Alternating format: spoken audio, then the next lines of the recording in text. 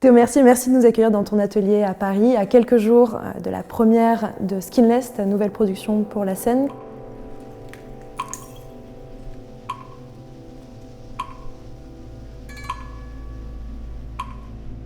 Cette pièce, qui se jouera à la Villette du 21 novembre au 8 décembre, s'inscrit comme les précédentes que tu as créées ces dernières années, dans une recherche pour changer la façon dont tu produis de l'art, changer ton impact, au moins écologique, sur le monde.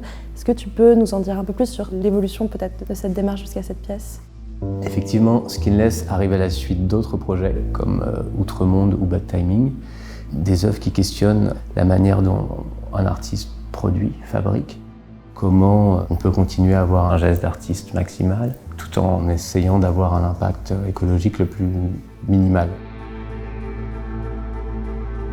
Pour ce fait, en fait, on travaille beaucoup avec des techniques d'emprunt de matière. Donc j'emprunte le temps d'une œuvre, le temps d'une représentation, le temps d'une exposition, mais je rends.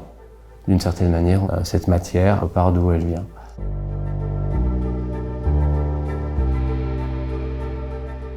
Là, pour Skinless, tu as travaillé cette fois-ci avec des déchets.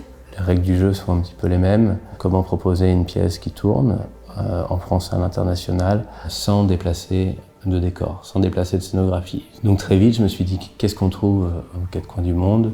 Des déchets. Donc c'est un paysage de déchets qui sont sourcés à chaque fois dans la ville dans laquelle on performe. Donc là, la semaine prochaine, ça sera avec les déchets de la ville de Paris. Et après, la question est comment faire rencontrer ces deux mondes, celui du rebut et celui du théâtre.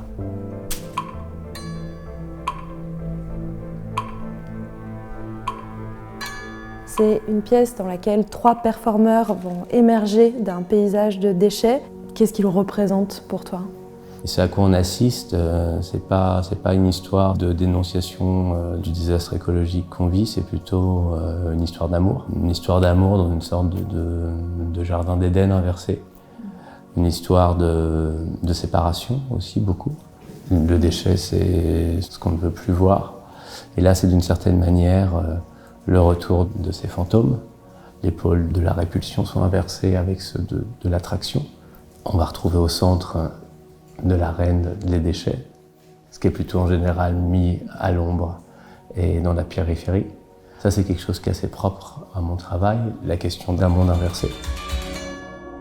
De proposer aussi un nouveau regard, donc c'est par les sujets abordés, par les déplacements, et aussi beaucoup par un jeu qui est créé avec les spectateurs.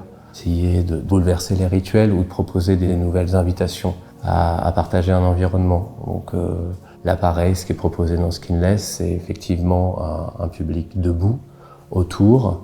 Je voulais surtout pas qu'il y ait une mise à distance avec l'objet, avec la scène, avec les personnages.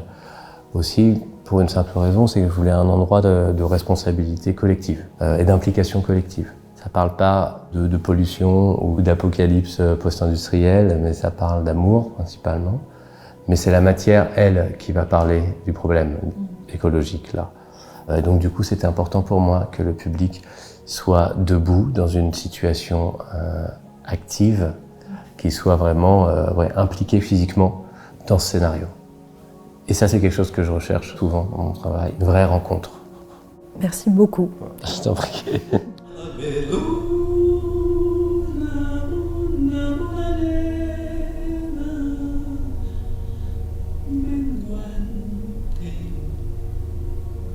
Lord.